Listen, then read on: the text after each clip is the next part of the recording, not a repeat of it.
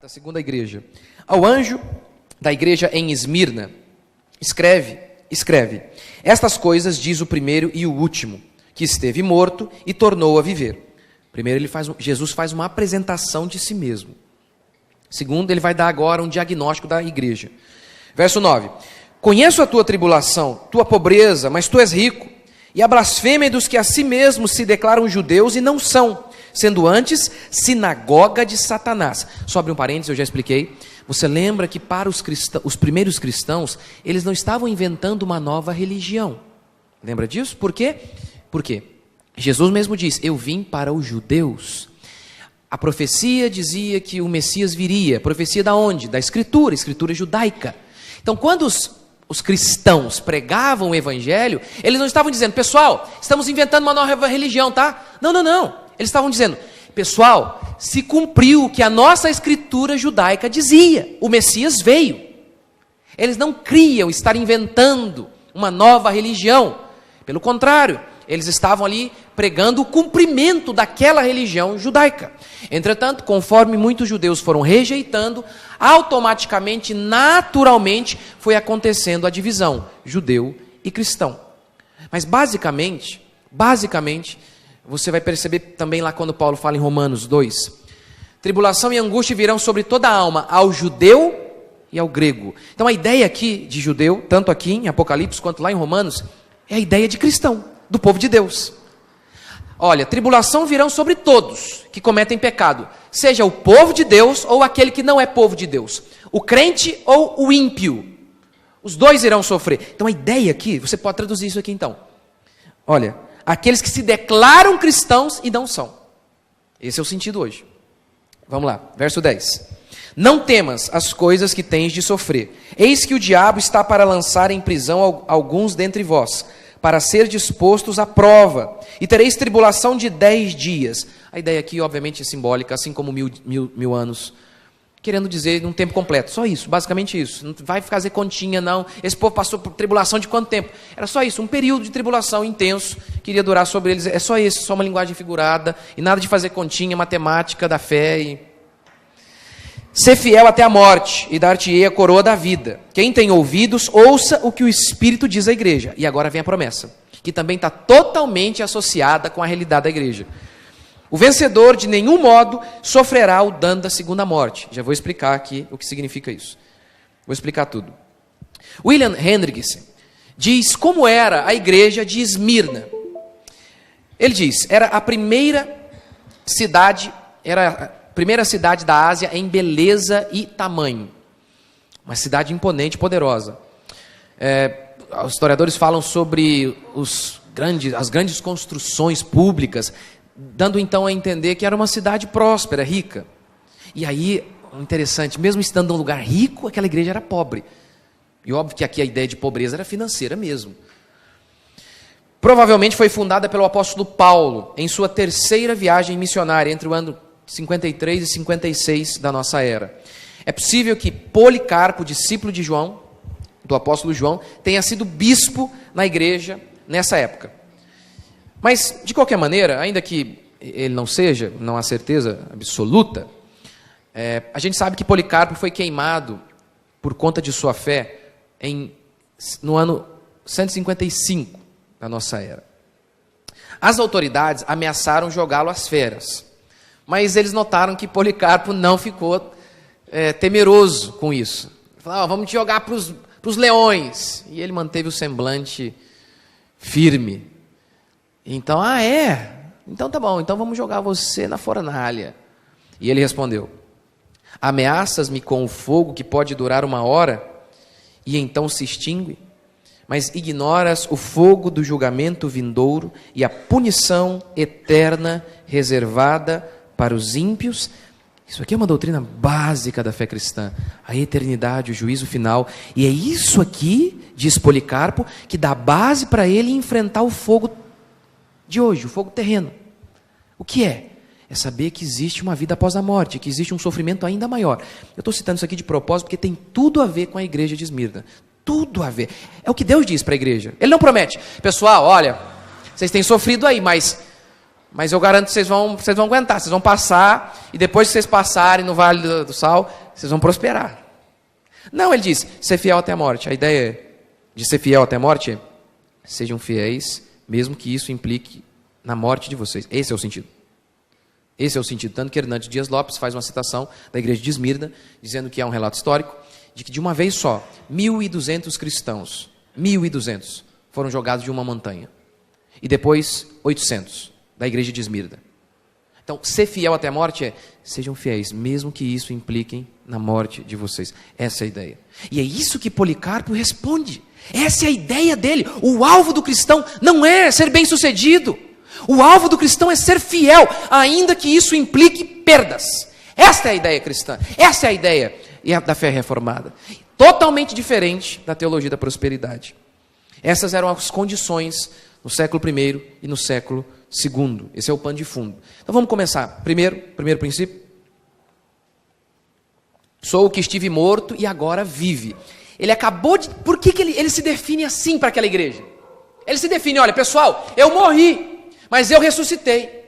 E aí logo em seguida ele diz, pessoal, vocês vão enfrentar a tribulação, garanto isso a vocês, mas sejam fiéis até a morte, mesmo que vocês morram, mantenham a fidelidade. Por que será que ele está falando isso para eles? Por que será que ele se apresenta dessa maneira? O que ele está dizendo é isso, não temam a morte, eu a enfrentei, eu a venci. A morte é apenas mais um inimigo a ser vencido. Nem mesmo a morte deverá ser motivo para que vocês me neguem. Tanto é que aquele versículo famoso de Jesus Cristo, onde ele diz, se me negar diante dos homens, você será negado diante de Deus. É isso que o texto diz. Sou o que vive, mas eu sou aquele que estive morto, mas agora eu vivo. Então ele promete aqui isenção de sofrimento, livramento de todos os sofrimentos? Não! O que ele está dizendo é isso. Eu morri, eu já enfrentei isso, eu enfrentei a dor. Mas quem diz que a morte é o fim? Ser fiel até a morte. O hedonista pergunta, é prazeroso? Quem é o hedonista? Quase todo brasileiro, ser humano comum. O hedonista pergunta isso. É prazeroso? Se for prazeroso, aí eu posso fazer. Se trouxer desconforto, aí não. O avarento questiona, eu vou perder dinheiro? O cristão argumenta, o cristão questiona. É a vontade de Deus? Essa é a única pergunta do cristão. É a vontade de Deus?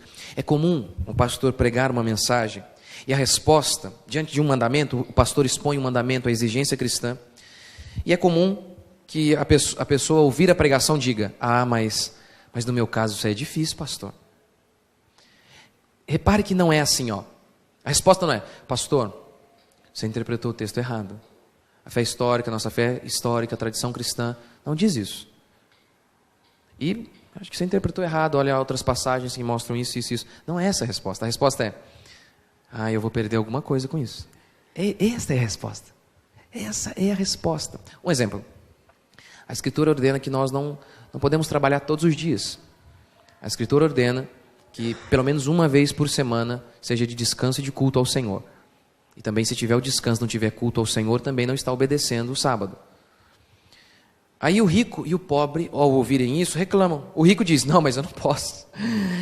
As minhas empresas necessitam de cuidados constantes, eu não posso fazer isso. E o pobre também argumenta, dizendo, não, mas eu tenho que trabalhar todo dia, senão eu não terei o bastante. Está vendo? E a resposta sempre é, para esses dois, a resposta é apenas uma. Ora, se fosse fácil, não teria mandamento. Há mandamento, porque nós temos inúmeros motivos legítimos para quebrá-lo. É por isso que há um mandamento. É por isso. Por exemplo, em relação ao divórcio. Aí você fala do princípio de amar a sua esposa até o fim de seus dias. E aí a pessoa responde, mas a minha mulher é difícil. Mas, ora, se todas as mulheres e homens fossem dóceis, não teria necessidade de existir o mandamento. O mandamento só existe justamente por isso. Justamente por isso que existe o mandamento. Lembra do que Paulo falou? Que a lei não foi feita para os santos? A lei foi feita para os pecadores? O que ele está dizendo é, os santos não precisam de lei. Mas nós não somos santos. Nós somos pecadores, por isso é necessário a lei. Você pode ser cristão e ser rico como Abraão e ser fiel. Você pode ser cristão e ser pobre como Paulo e ser fiel. Você pode ser cristão fiel e ser um herói nacional como Davi. Você pode ser cristão fiel e ser um pária como Jeremias. O que você não pode é ser infiel. Eu não estou em nenhum dos dois lados, porque tem um crente que fala, não, só é fiel se for rico. Aí tem outros crentes que dizem, não, só pode ser fiel se for pobre. Eu não estou em nenhum desses lados, porque na Escritura nós temos pessoas ricas e que eram fiéis, pessoas que viveram como Abraão, uma vida longa e eram fiéis, uma vida aparentemente comum. A grande missão dele foi ter um filho. Nós temos, por outro lado, gente importante, gente no sentido de importância do que esse mundo dá, não é? Como Davi, que era um herói nacional, era um sucesso, fizeram até musiquinha para ele, funk do Davi, tudo isso, e era fiel. E temos outros como Jeremias, Paulo, que eram considerados loucos, dementes, rejeitados pela sociedade, pelo seu país, e os dois eram fiéis, os dois, seja Davi ou seja Paulo, os dois eram fiéis. O alvo do cristão não é conforto, vida financeira estável, viajar para Disney.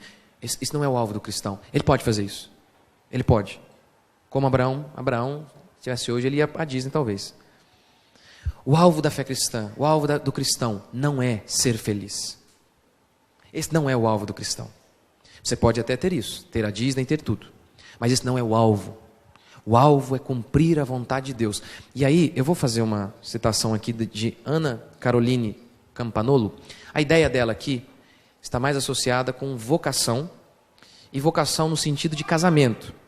Ela está falando de casamento, mas eu acho que vale para tudo, não apenas para casamento. Põe lá, por favor. Pode? Não tem?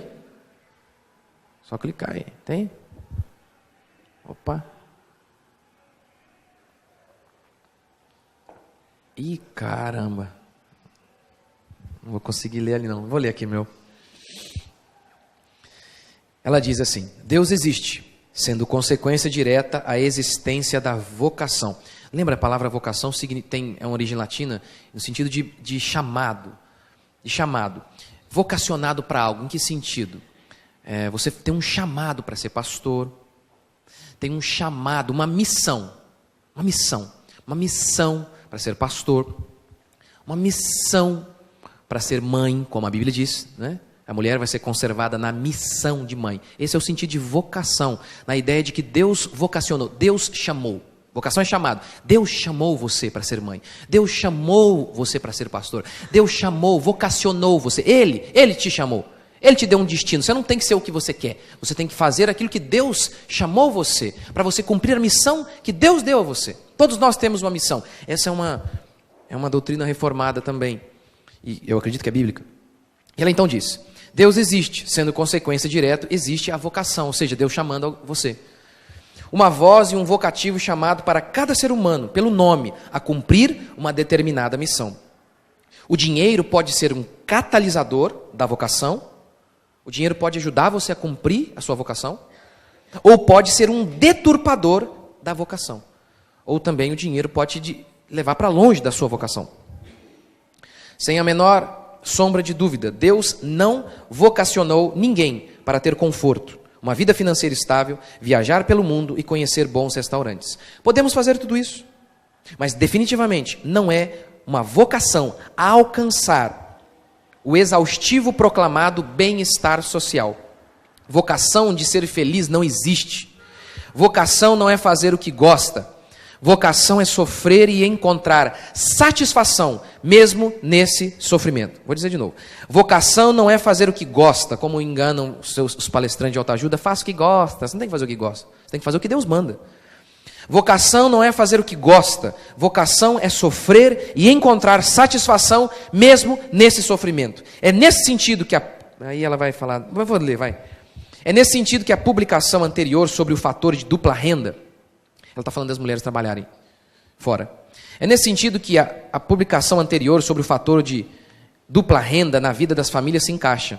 Existe vocação para o casamento e para a família. Não existe vocação para ganhar tantos mil por mês e poder viajar, comer salmão e conhecer a Disney. É o que a Escritura anuncia. O que vale para o casamento, vale para tudo. Existe vocação de ser mãe, existe vocação de ser pai, existe vocação. E isso é o principal.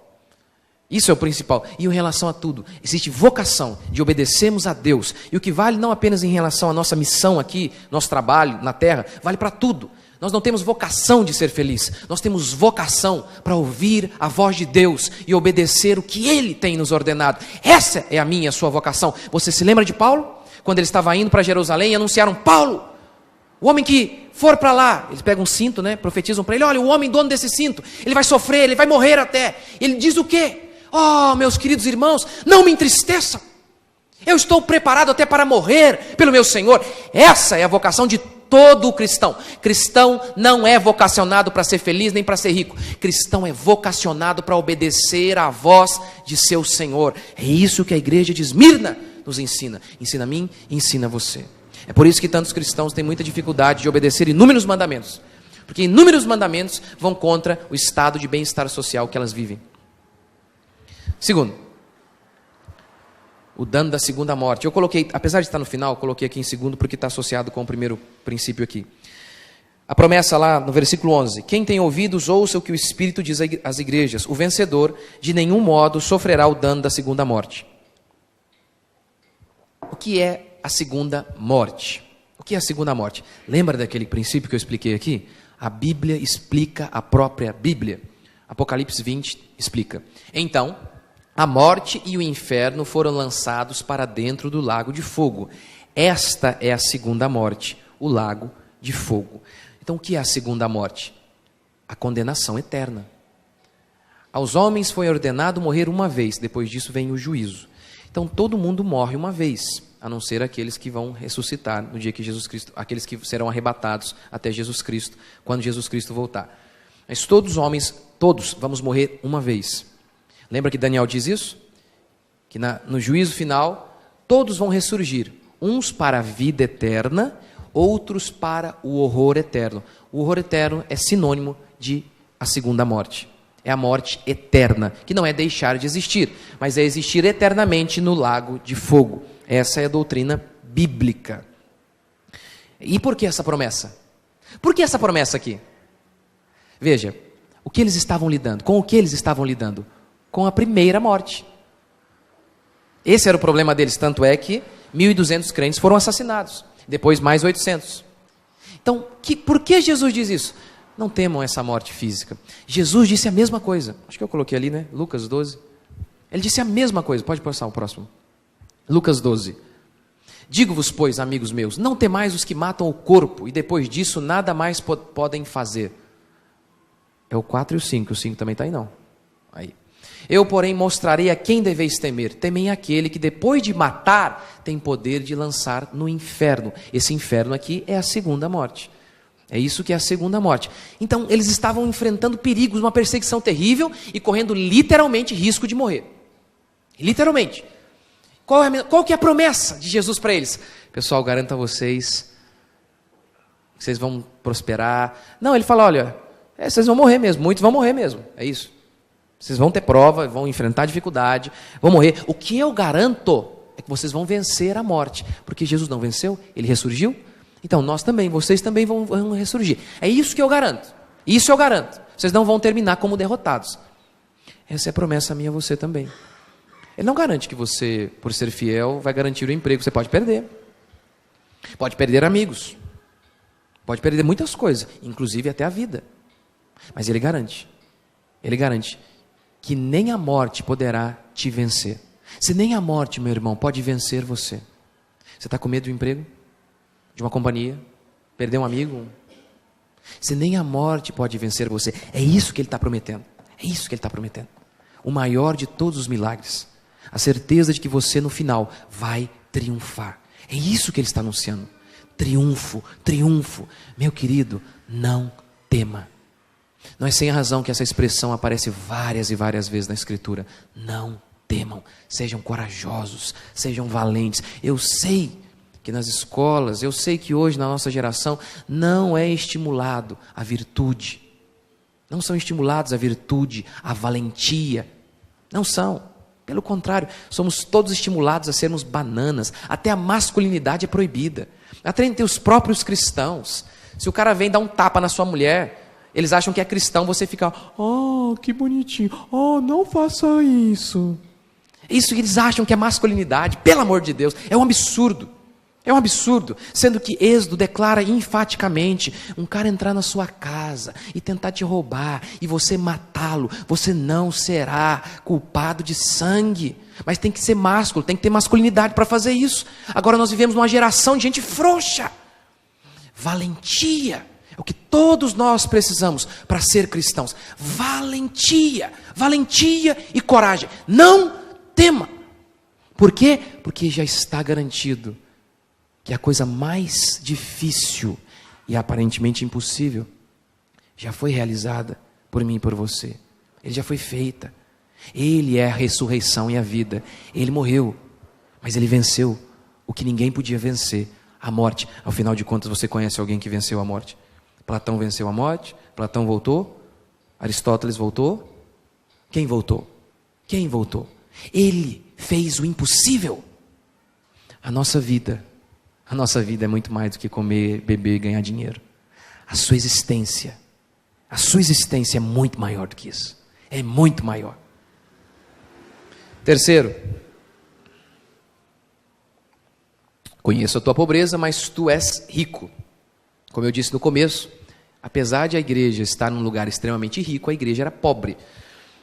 Alguns comentaristas fazem algumas suposições para explicar isso. Óbvias talvez, que eu acho que devem ser exatamente isso. Por exemplo, era um lugar extremamente ímpio, pagão.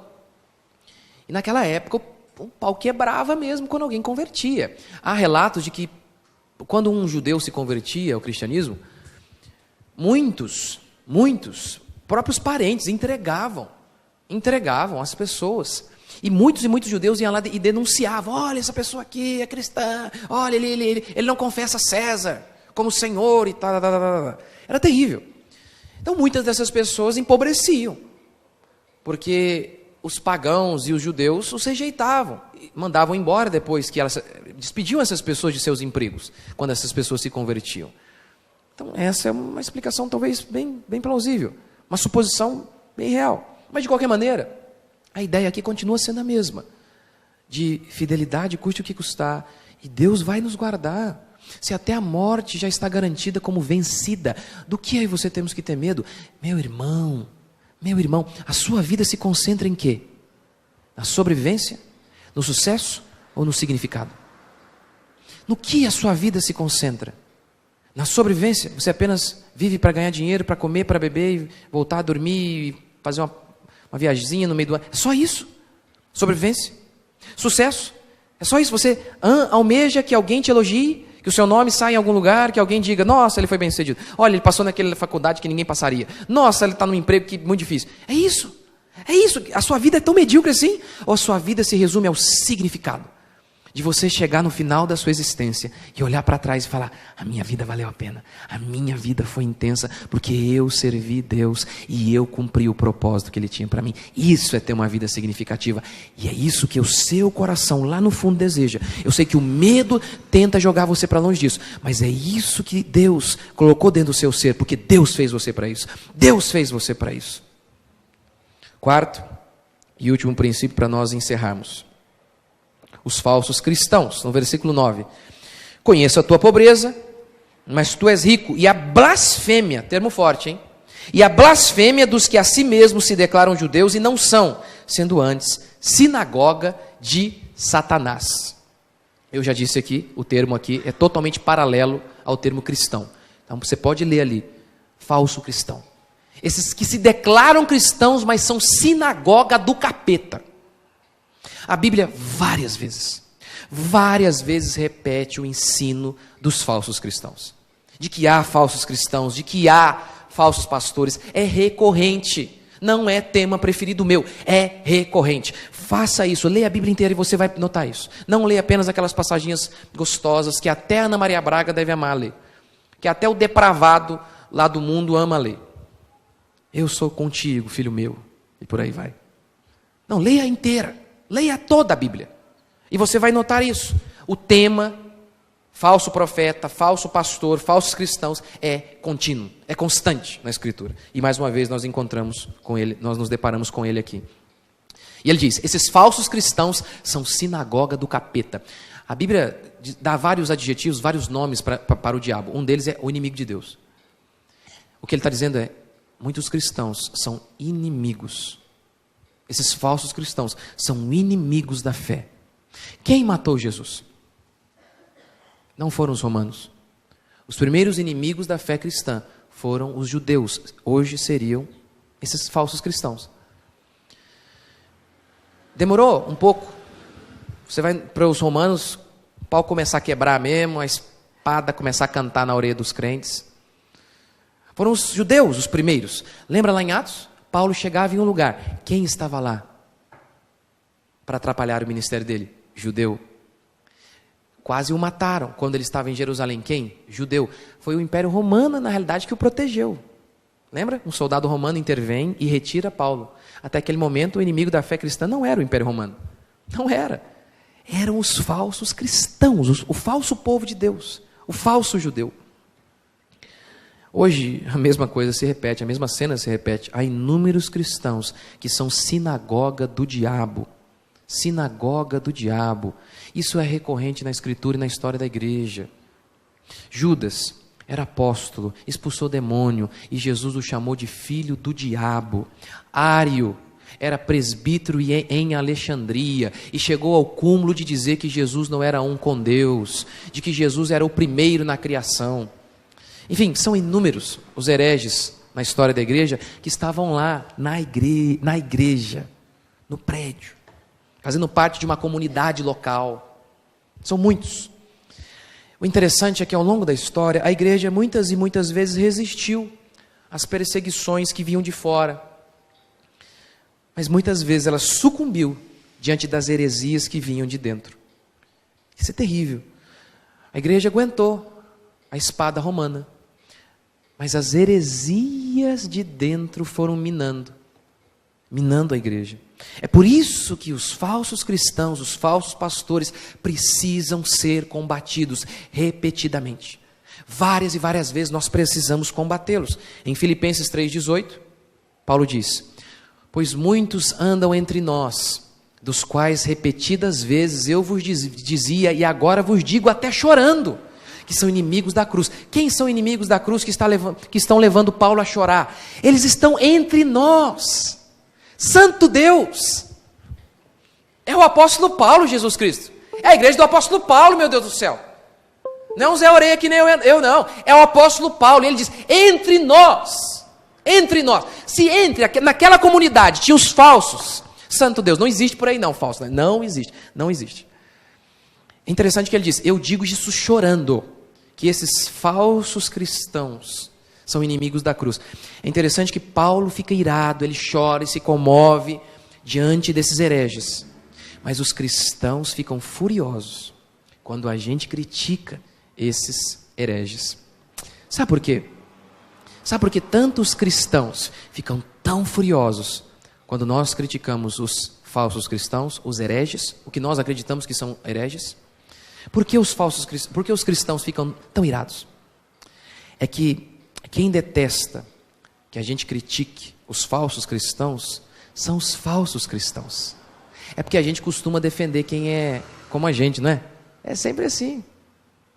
É sempre assim, todo lugar é assim. Você já deve ter assistido aquele comercialzinho que eu já contei aqui, não lembra?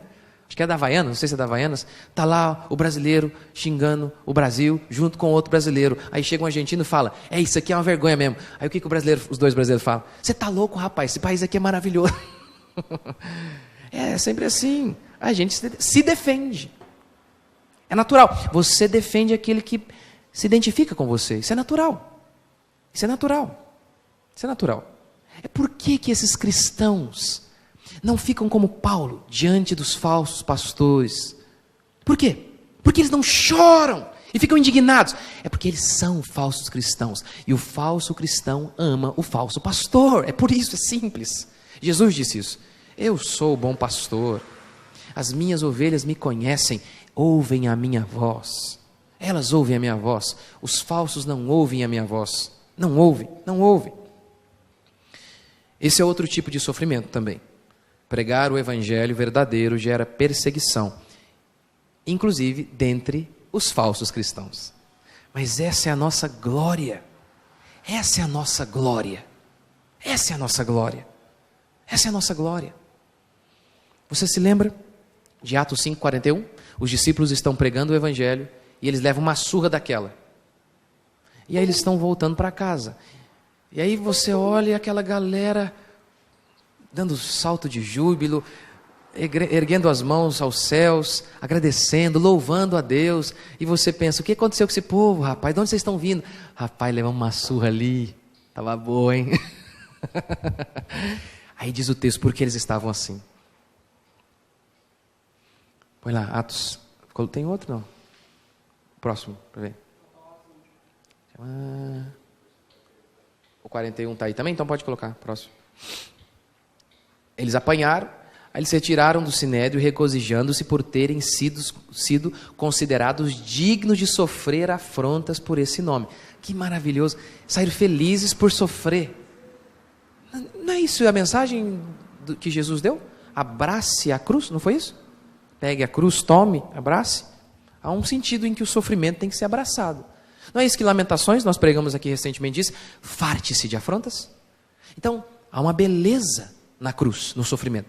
Não somos masoquistas, de maneira alguma, não o buscamos. Mas quando ele nos alcança, há um lado glorioso nele. Paulo disse uma coisa que é até difícil de entender, que ele disse que ele se tornou participante dos sofrimentos de Cristo. O que ele quis dizer com isso? Talvez que ele sofreu coisas parecidas com o que Cristo sofreu por conta de ser fiel ao Deus Pai? Isso é a glória. Pregar o evangelho verdadeiramente implicará em rejeição. E se você faz parte de uma igreja assim, o mesmo acontecerá. Vai ser filho do devil também, não é? Filho de peixe, peixinho é.